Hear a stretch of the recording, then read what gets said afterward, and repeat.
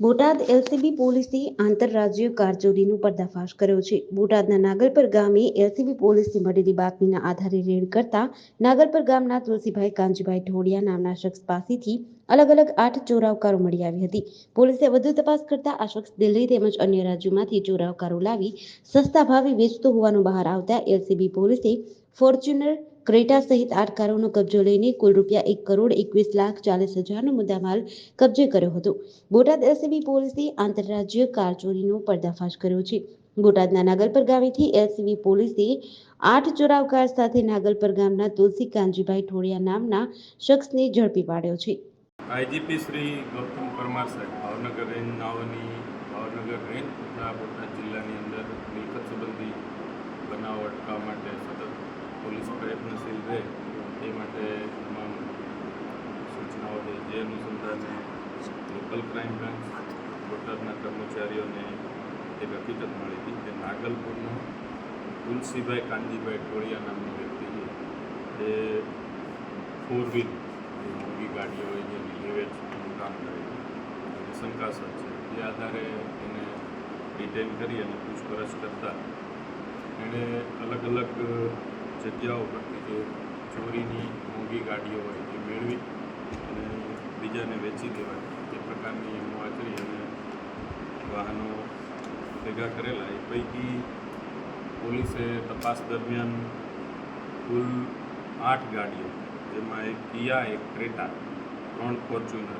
અને સુઝુકી કંપનીની એક એસ ક્રોસ છે, એક બ્રેઝા, એક બલેનો, એ રીતે કુલ અત્યાર સુધીમાં 1 કરોડ અને 21 લાખનો મુદ્દામાલ કબજે કરવામાં આવ્યો છે.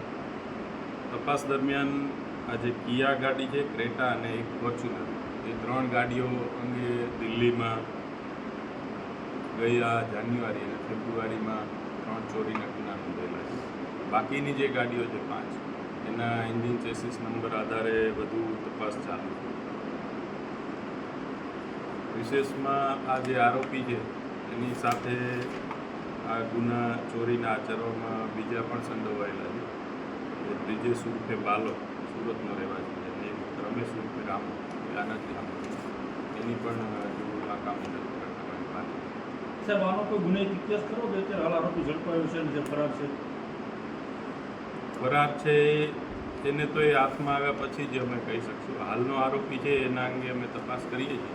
આના સિવાય બીજે, કારણ કે આપણે જોયું એમ અગાઉના જે ચોરીના ગુના છે એ પણ બીજા રાજ્યમાં એને આચરેલા, એટલે બીજા રાજ્યમાં વગેરે જગ્યાએ તપાસ કરી અને એનો ગુનાહિત ઇતિહાસ છે કે કેમ એ અંગે તપાસ ચાલુ છે.